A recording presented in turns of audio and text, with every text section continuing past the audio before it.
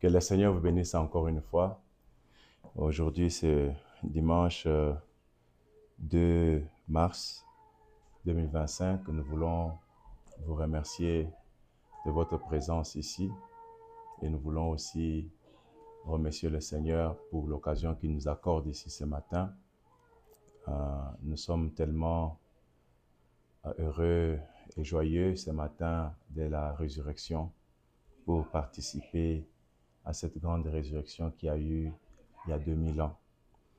Alors, avant que nous puissions commencer le culte de ce matin, je vais bien vouloir vous demander qu'on se tienne debout et puis on va chanter gloire, gloire, alléluia. Et après cela, on va avoir un petit moment de prière et nous allons entrer dans notre message de ce matin. Gloire, gloire, alléluia. Oh, gloire, gloire, alléluia. Oh oui, gloire, gloire, alléluia. Que tout soit pour Jésus. Honneur, gloire, gloire, gloire. Alléluia. Oh oui, gloire, gloire, alléluia. Oh oui, gloire, gloire, alléluia. Que tout soit pour Jésus. La victoire est dans le sang, alléluia. Dans le sang de Jésus-Christ, notre Dieu. La victoire est dans le sang, alléluia. À Jésus la gloire, à lui l'honneur. Gloire, gloire, gloire, gloire, puissance à l'agneau. Gloire, gloire, gloire, à lui l'honneur. Alléluia. La victoire est dans le sang. Alléluia. À Jésus la gloire, à lui l'honneur. Prions, mes frères et sœurs. Notre Père et notre Dieu, nous bénissons grandement ton Saint-Nom. Après avoir chanté, après avoir loué, maintenant nous nous tenons ici devant toi, Seigneur. Toi, la présence infaillible. Toi, le Dieu trois fois saint, devant qui, Seigneur Tout-Puissant, nous ne pouvons pas nous tenir si toi, tu ne nous as pas sanctifiés. Nous voulons, Seigneur Dieu, profiter de l'occasion pour te remettre ce service en tes saintes mains, te remettre chacun de nous en tes saintes mains, Seigneur, te remettre, ô Dieu, ton serviteur qui parlera et tes enfants qui écouteront ce message, Seigneur Jésus. Puisse ceci amener une vraie transformation dans la vie de chacun d'entre eux, alors que nous nous remettons à toi. Nous voulons, Seigneur, que tu sois au présent au milieu de nous, que tu sois, Père Céleste, ô Dieu, en train d'agir au travers des cœurs et des hommes et des femmes, que nous puissions réellement voir, ô Dieu, leur cœur arriver à quelque chose de concret, que seul toi seul est capable de faire. Ainsi, nous remettons à toi, nous te confions ce service du début jusqu'à sa fin, au nom de Jésus-Christ notre Dieu. Amen. Que le Seigneur vous bénisse encore une fois. Maintenant, nous sommes debout, nous allons relire l'écriture que nous avons lue les dimanches passés. Dans 2 Timothée chapitre 3, versets 1 jusqu'à 5, Paul est en train de dire « Sache que dans les derniers jours, il y aura des temps difficiles. car les hommes seront égoïstes, amis de l'argent, fanfarons, hautains, blasphémateurs, rebelles à leurs parents, ingrats, irréligieux, insensibles, déloyaux, calomniateurs, intempérants, cruels, ennemis des gens des biens, traîtres, emportés, enflés d'orgueil, aimant le plaisir plus que Dieu, et ayant l'apparence de la piété, mais reniant ce qui en fait la force. Et Paul ajoute pour dire, le dernier conseil qu'il donne, il dit, éloigne-toi de ces hommes-là. Nous remercions le Seigneur pour l'occasion qu'il nous accorde encore ce matin pour apporter la parole à son peuple que nous sommes. Et nous voulons, Seigneur, nous voulons maintenant que Dieu puisse nous apprêter à écouter sa parole. Je vais encore une fois prier un tout petit peu pour remettre la lecture de la parole de Dieu entre ses saintes mains. Tendre Père, Dieu béni, nous avons lu ta parole. Maintenant, c'est le temps de l'écouter. Seigneur, nous voulons que tu puisses prendre cette parole qui est la tienne et que tu puisses la dispenser dans le cœur de tes enfants. Seigneur Dieu de miséricorde, nous voulons que ça ne soit pas un homme qui parlera, mais que toi seul tu puisses parler. Écarte-nous de la scène maintenant et commence cette œuvre au nom de Jésus-Christ, notre Dieu, nous te prions ainsi. Amen. Pouvez-vous vous asseoir? Le dimanche passé, nous avons parlé sur l'esprit de la religion, qui était notre sous-thème. Et le grand thème que nous avions, c'était le plus grand échec de l'Église de ma génération. Et nous avons dit que le plus grand échec de l'Église de notre génération, ce n'est pas de faire le culte avec des chaises vides, mais c'est celui de se satisfaire, de remplir les lieux sans que les âmes soient réellement transformées. Alors, vous savez, mes frères et sœurs, ceci est une forte déclaration. L'Église d'aujourd'hui, comme nous pouvons bien le constater, elle est remplie de monde. Je crois que chaque église, dans chaque coin des rues, ne peut pas manquer 3, 4 personnes, 10 personnes, 20 personnes, 1000 personnes, 2000, 5000 personnes. Nous voyons que l'Église est allée croissante de nombre et les gens des multitudes viennent dans des églises. L'Église est vraiment remplie, elle est remplie de gens, elle est remplie de peuples. Mais ce que nous observons qui est aussi effrayant et qui fait peur aussi, qui fait que la situation devient de plus en plus triste, c'est que il y a un manque de transformation. Il y a un vide de transformation. Nous avons des cultes bien organisés. Nous avons des assemblées nombreuses. Nous avons des chants et des prédications enflammées. Mais où est le changement dans l'Église? Où est le changement véritable dans la vie des hommes et des femmes? Voilà pourquoi nous revenons pour dire que le plus grand échec de l'Église de notre génération n'est pas le manque des gens dans l'Église, parce que chaque Église a des gens, a des membres. Mais le plus grand échec aujourd'hui, c'est l'absence de la vraie conversion. C'est ce que nous retrouvons un peu partout aujourd'hui. L'état actuel de l'Église nous montre qu'il y a un manque de la vraie conversion. L'Église est pleine de gens, mais elle est vide de puissance. Nous avons des prédications éloquentes, nous avons des puissants prédicateurs, nous avons des merveilleux chanteurs et chantres qui nous chantent des merveilleux cantiques. Nous avons des rassemblements impressionnants, mais où sont le fruit de la véritable parole? Où sont le fruit du véritable Saint-Esprit? Où est la sainteté dans le cœur des hommes et des femmes? Où est l'amour qui a été prêché par les disciples du Seigneur Jésus-Christ et même par le Seigneur lui-même? Où est cet amour-là dans le cœur des hommes et des femmes? Où est la crainte de Dieu dans le cœur des hommes et des femmes? Voilà pourquoi nous disons que le plus grand échec de l'Église de notre génération n'est pas celui de faire des cultes avec des chaises vides, parce qu'il n'y a pas une seule Église qui a des chaises vides.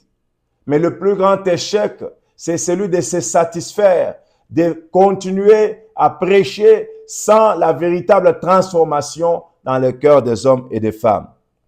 Voilà pourquoi le Seigneur lui-même disait, c'est en vain que ce peuple m'honore, parce qu'il m'honore de l'œuvre simplement. Mais son cœur est éloigné de moi. Jésus a dit cela dans Matthieu chapitre 15, verset 8. S'il vous plaît, on peut me donner un peu de l'eau à boire. Donc, le peuple honore Dieu simplement par la bouche, mais il est éloigné de Dieu. Quand nous voyons la façon dont les choses se font aujourd'hui, le peuple qui est censé être un peuple appelé de Dieu lui-même, être le peuple du véritable, de la véritable parole, mais nous voyons que ce peuple honore Dieu simplement par les lèvres. Leurs actes sont tellement éloignés de ce qu'ils confessent. Voilà pourquoi le saint prophète en son temps, il pouvait dire que la grande défaite de l'Église aujourd'hui est de ne pas amener les gens à une expérience personnelle avec Christ. Les hommes viennent, ils chantent, ils crient, ils prient, mais ils repartent avec le même cœur corrompu. Que Dieu vous bénisse. Les hommes viennent, ils prient, ils chantent, ils crient et ils repartent avec le même cœur corrompu. Voilà l'état dans lequel se retrouve l'Église de Dieu en ces derniers jours.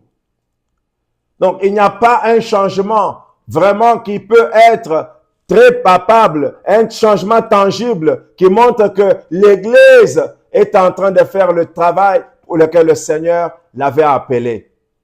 Excusez-moi un peu.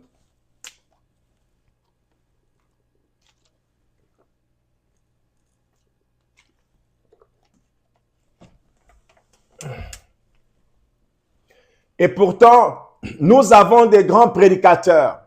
Nous avons de ceux-là qui se disent, qui se donnent des titres, des grands prédicateurs, des docteurs, des prophètes, des évangélistes. Mais quand nous remarquons ce qui se fait, le travail qui se fait spirituellement n'est pas comparable à ce qui se fait physiquement. Il y en a qui viennent avec des gros discours, avec des grandes prédications, des grands titres, et ce sont des titres impressionnants. Mais quand nous regardons le travail qui se fait spirituellement, nous voyons que cela n'est pas à la hauteur de la qualité des serviteurs que nous avons aujourd'hui. Des prédicateurs amènent de gros titres d'enseignement. Ils amènent des grands titres de campagnes d'évangélisation. Ils amènent de gros titres d'enseignement et toutes ces choses. Mais quand nous remarquons la vie qui doit être transmise, nous voyons que cela est de loin, très loin, que les titres qui ont été donnés. Et nous allons de campagne en campagne, nous allons d'enseignement en enseignement, mais l'Église, sur le plan spirituel, est en train de mourir. Et les prédicateurs, nous nous contentons d'amener des gros titres d'enseignement, d'amener des titres impressionnants. Mais quand nous remarquons ce qui se fait dans les croyants, nous voyons que la mort est dans les croyants. La mort est dans le pot. Et il n'y a personne qui peut s'élever, qui peut dire, mes frères et sœurs, arrêtons un peu ceci. Regagnons ou revenons à ce que nous étions au commencement. L'Église est en train de mourir. Mais où est le véritable amour? L'Église est en train de rétrograder. Où est la sainteté? Mes frères et sœurs, cela est tellement décevant. Cela fait tellement peur. Et cela fait que nous sommes tristes à voir la condition dans laquelle l'Église se retrouve ce matin. Voilà pourquoi le prophète de Dieu dit dans le message, la dédicace. Il dit ceci, prêché en 1962, le 11 novembre, il dit au paragraphe 28, Et je pense qu'aujourd'hui, dans la construction de la maison spirituelle dans laquelle on adore Dieu, je pense que c'est un grand échec aujourd'hui chez les bâtisseurs. Et par bâtisseurs, entendons ici les prédicateurs, nous qui sommes à la chair pour apporter la parole de Dieu. Il dit, nous sommes venus avec nos dénominations et nous les avons établies en toute sincérité. Nous avons envoyé nos garçons à l'école pour qu'ils apprennent à bien parler devant une congrégation. On leur a appris la psychologie et l'histoire de la Bible.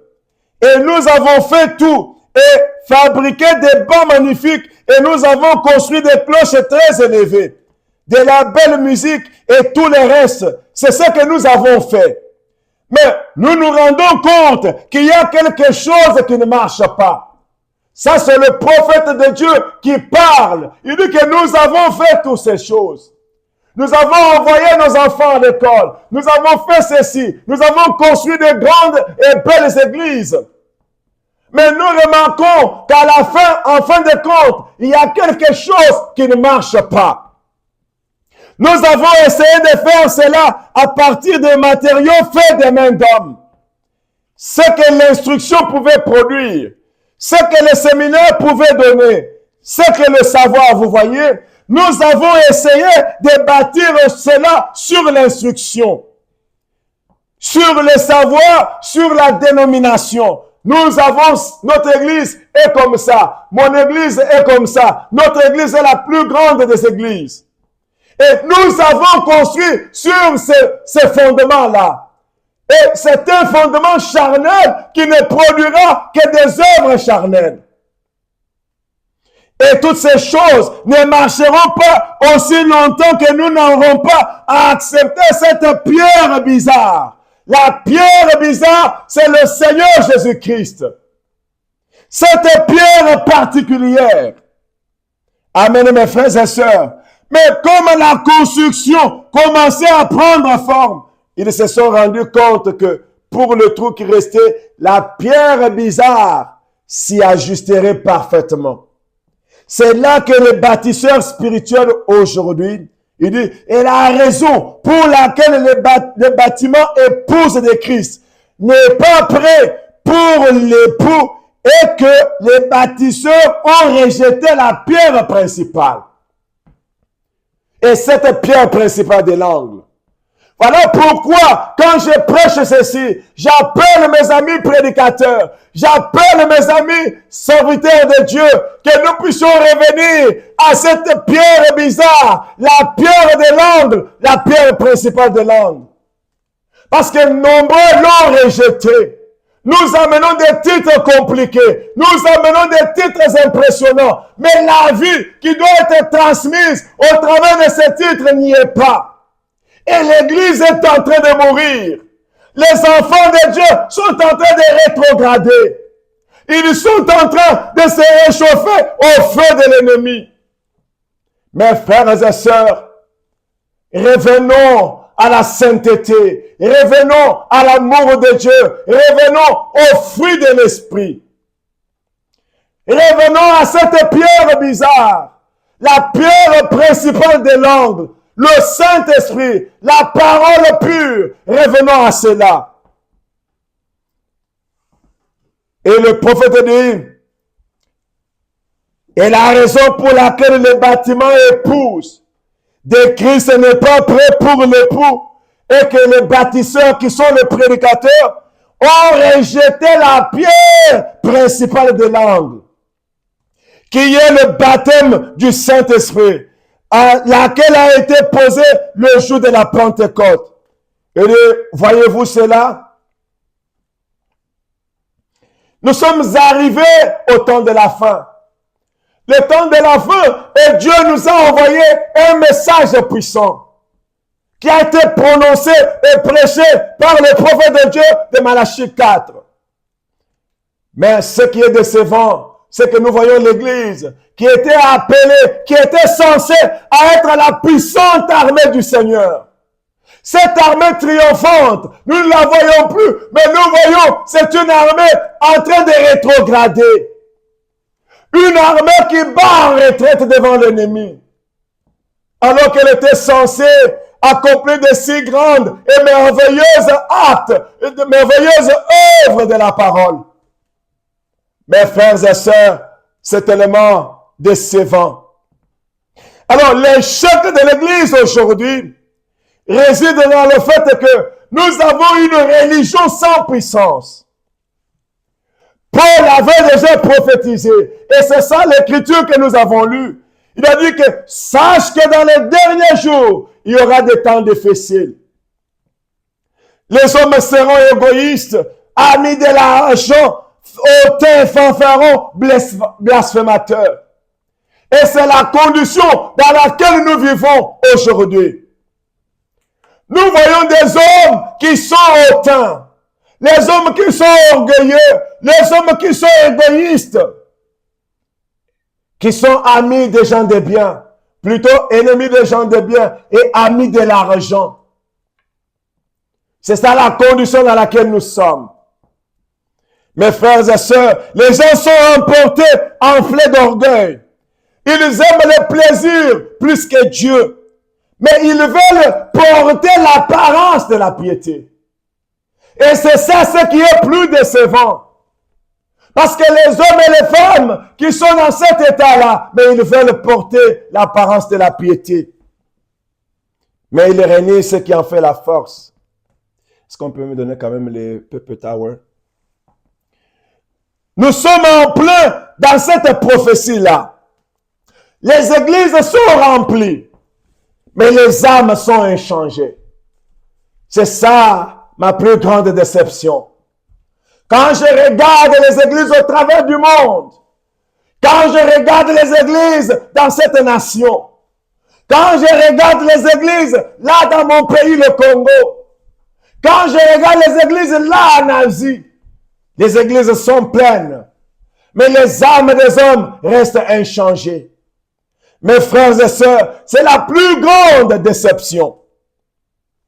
Ce dont nous avons besoin aujourd'hui, ce n'est pas, ce dont nous avons besoin aujourd'hui, ce n'est pas d'une nouvelle église. Ce n'est pas non plus d'une nouvelle dénomination. Ce n'est pas d'un programme plus attrayant pour avoir plus de membres. Mais d'un retour, merci que Dieu bénisse, mais d'un retour à l'ancien évangile. Voilà ce dont nous avons besoin aujourd'hui. Nous avons besoin d'un retour à l'ancien évangile. Un évangile qui brise l'homme et la femme. Un évangile qui amène à une véritable repentance. Oui, c'est la vérité, mes frères et sœurs. Nous n'avons pas besoin de plus d'églises. Nous n'avons pas besoin de plus de bancs pour ajouter des chaises à l'église. Mais ce que nous avons besoin aujourd'hui, c'est que le peu de gens qui sont là, que Dieu puisse transformer leurs âmes. Voilà ce dont nous avons besoin aujourd'hui. Un chrétien qui n'est pas transformé par l'Esprit est un chrétien mort.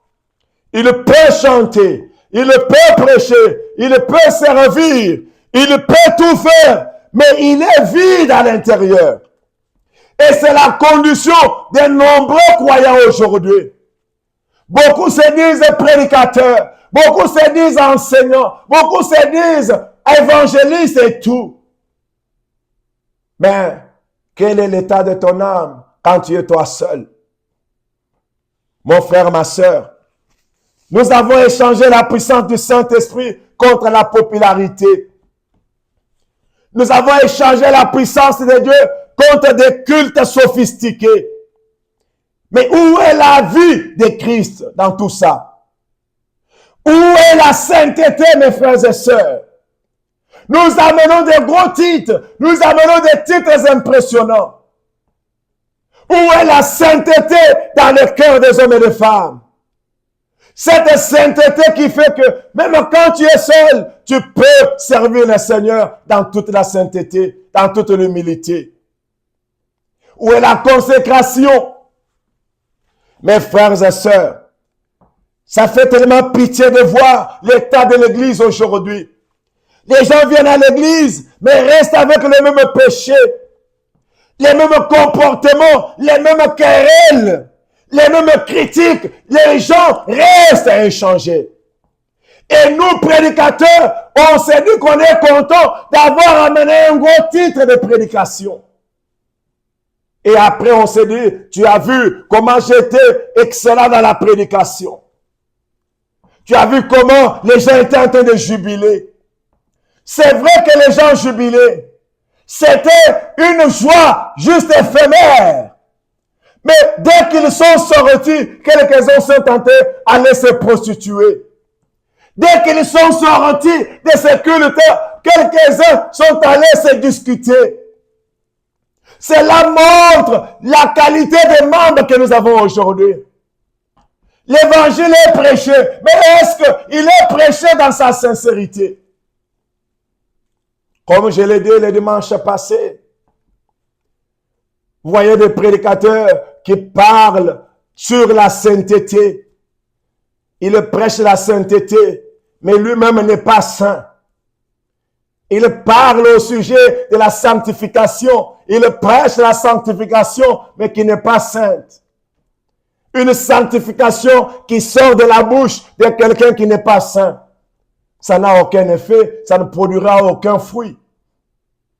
Parce que ta vie à toi produira, montera à suffisance ce que toi-même tu es. Jésus a dit, ce ne sont pas tous ceux qui disent Seigneur, Seigneur qui entreront dans le royaume, mais celui-là, seul qui fait la volonté de mon Père qui est dans le ciel. Plusieurs me diront, Seigneur, Seigneur, n'avons-nous pas prophétisé par ton nom? N'avons-nous pas chassé des démons par ton nom? Et n'avons-nous pas fait beaucoup de miracles par ton nom? Alors je leur dirai ouvertement, je ne vous ai jamais connu, retirez-vous de moi, vous qui commettiez l'iniquité. Cela veut dire que on peut prêcher, on peut chanter, on peut avoir cette apparence. Voyez mes frères et sœurs, on peut chasser les démons, on peut faire des miracles et pourtant être rejeté par Christ. Je ne suis pas ici en train de dire que je suis contre le fait de faire le miracle. Mais le fait de faire le miracle ne nous garantit pas le ciel. Parce qu'avec l'évidence des Écritures, le fait de faire le miracle ne nous garantit pas que nous sommes sauvés.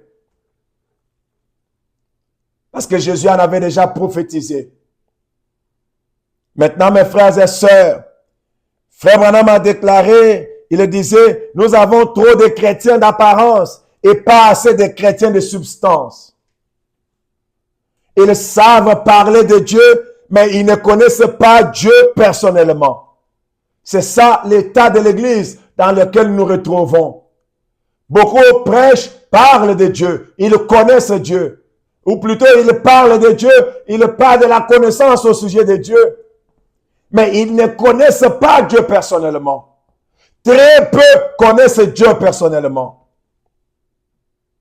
Mes frères et sœurs, beaucoup ont une Bible aujourd'hui, mais ils ne la vivent pas.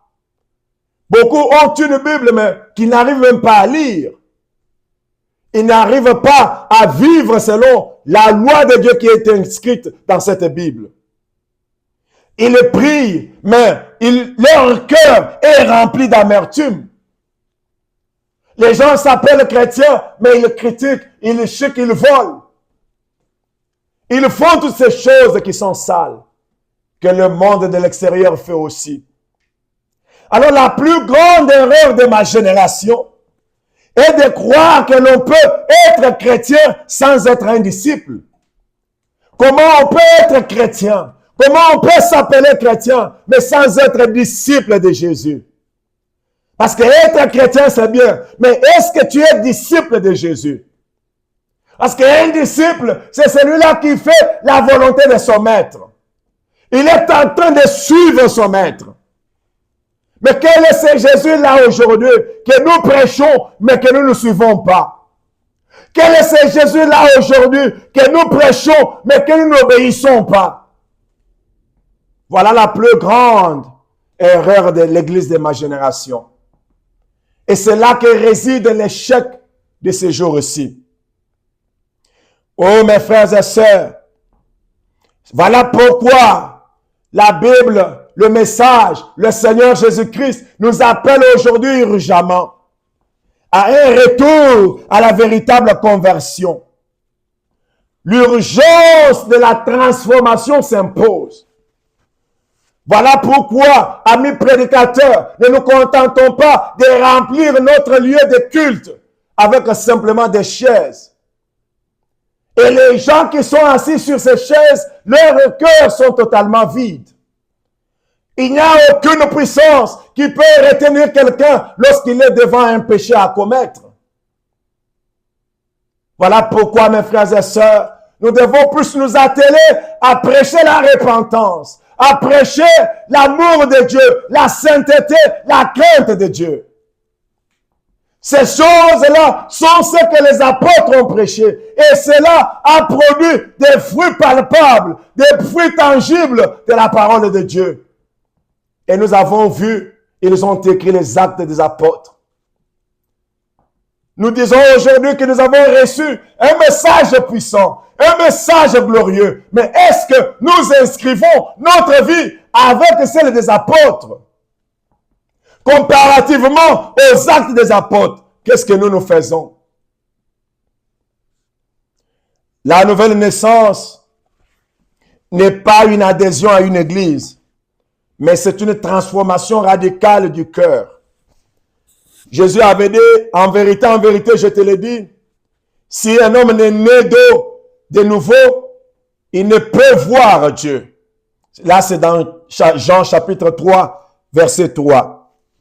Et c'est là que nous disons que la nouvelle naissance n'est pas une adhésion à une église, mais c'est une transformation radicale de notre cœur.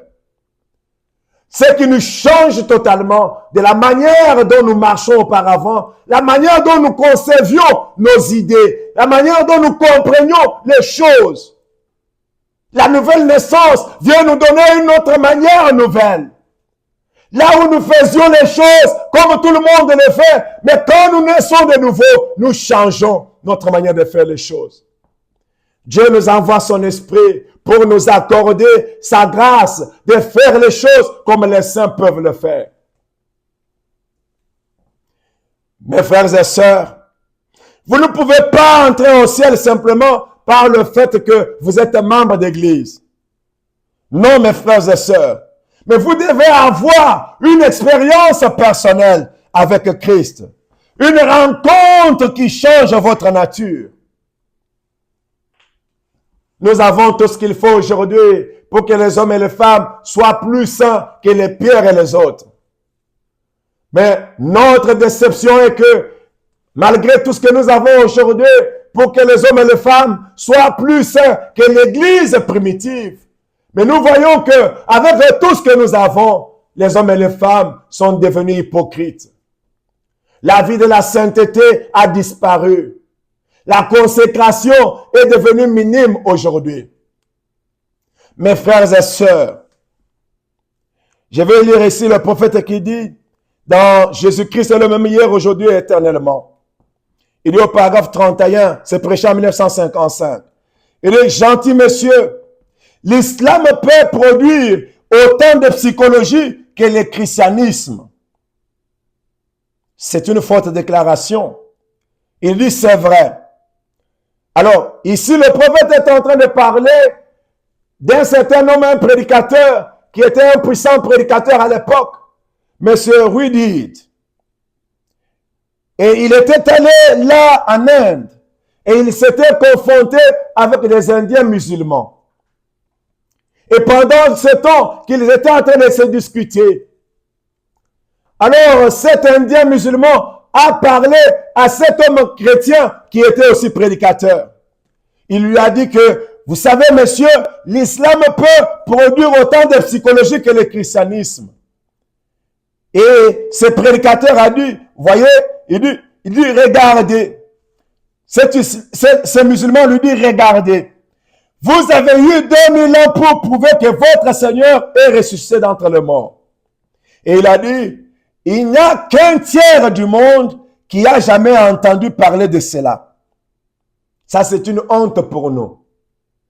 Dans ce monde où nous sommes, dans ce monde où l'évangile est prêché, mais il n'y a qu'un tiers du monde qui est chrétien.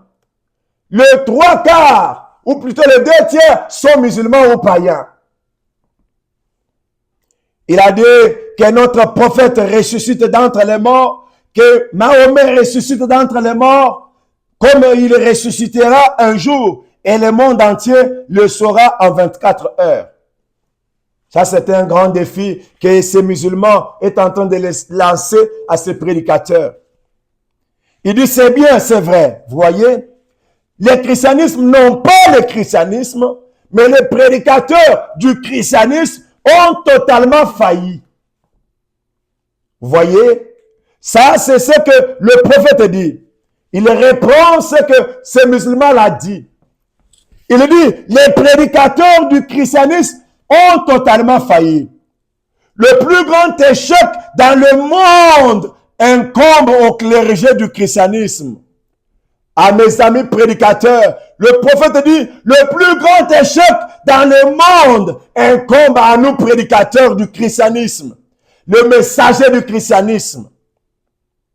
Ainsi, ce prédicateur a dit, frère Branham, je me suis rendu compte que je n'avais pas rencontré juste un parvenu.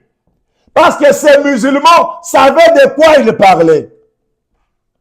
Et alors, docteur Rudet, des missions soudanaises, vous pouvez savoir, il a dit, frère Branham, j'ai assez de doctorats et de diplômes, de licences et autres avec lesquels je peux plâtrer vos murs. Je peux mettre tous mes diplômes ici sur le mur et cela va vraiment plâtrer votre mur.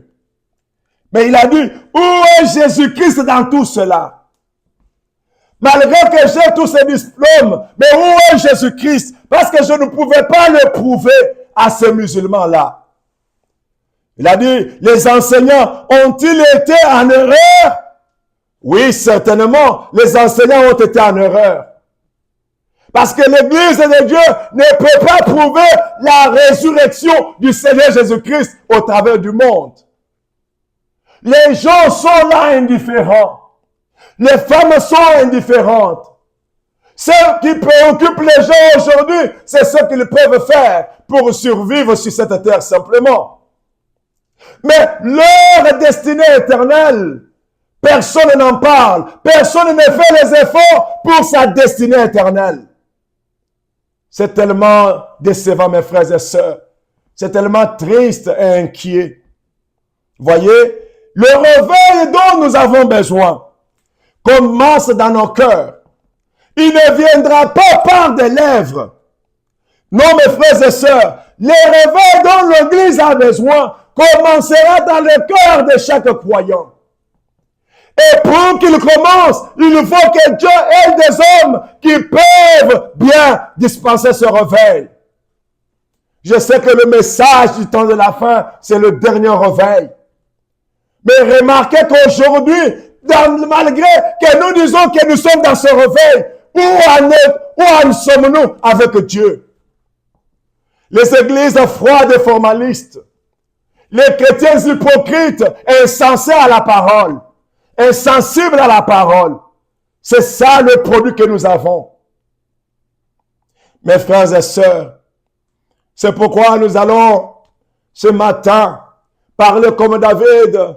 Oh Dieu, crée à moi un cœur pur et renouvelle en moi un esprit bien disposé. Nous devons renoncer à l'hypocrisie et rechercher une vie remplie du Saint-Esprit. Mes frères et sœurs, c'est ça l'appel que je t'appelle ce matin. Si tu veux hériter le ciel, tu veux être sauvé, arrête l'hypocrisie. Arrête le double face. Arrête une double vie que tu mènes. Et pense au moins à ta destinée éternelle. L'Église de notre génération doit se réveiller. Nous avons trop longtemps joué à la religion. Les prédicateurs ont joué à la religion tout comme les membres ont aussi joué à la religion. Il est temps de revenir à la crainte de Dieu. Il est temps de revenir à la sainteté, à la vérité. Mes frères et sœurs, le réveil que Dieu veut ne viendra pas par les grandes campagnes simplement. Le réveil que Dieu veut ne viendra pas lorsque les hommes et les femmes commenceront. Il ne viendra que lorsque les hommes et les femmes commenceront à pleurer sur leur état et à se repentir sincèrement devant Dieu. En ce moment-là, le réveil viendra. Et ce réveil doit commencer par toi personnellement. Ton cœur doit être enflammé. Ton cœur doit avoir une soif sainte devant Dieu pour le Seigneur. Voilà pourquoi ce matin, j'aimerais te poser cette question et que tu te poses toi-même cette question. Suis-je un chrétien de nom ou je suis vraiment un chrétien né de nouveau? Ma vie reflète-t-elle la nature de Christ? Suis-je rempli du Saint-Esprit ou simplement des connaissances bibliques? Mon frère, ma sœur, posons-nous cette question-là. Posons-nous ces séries de questions dans nos cœurs. Aujourd'hui, le Seigneur appelle à un véritable engagement. Il ne veut pas seulement des églises pleines, mais il veut des cœurs transformés. Alors, le réveil commence avec toi. Le réveil doit commencer en toi. Veux-tu répondre à l'appel du Seigneur? Que le Seigneur puisse vous bénir richement. Nous sommes arrivés à la fin et que nous puissions maintenant nous poser chacun de nous ces questions. Alors que nous sommes arrivés à la fin, que le Seigneur vous bénisse richement. Nous allons maintenant prier chacun de nous.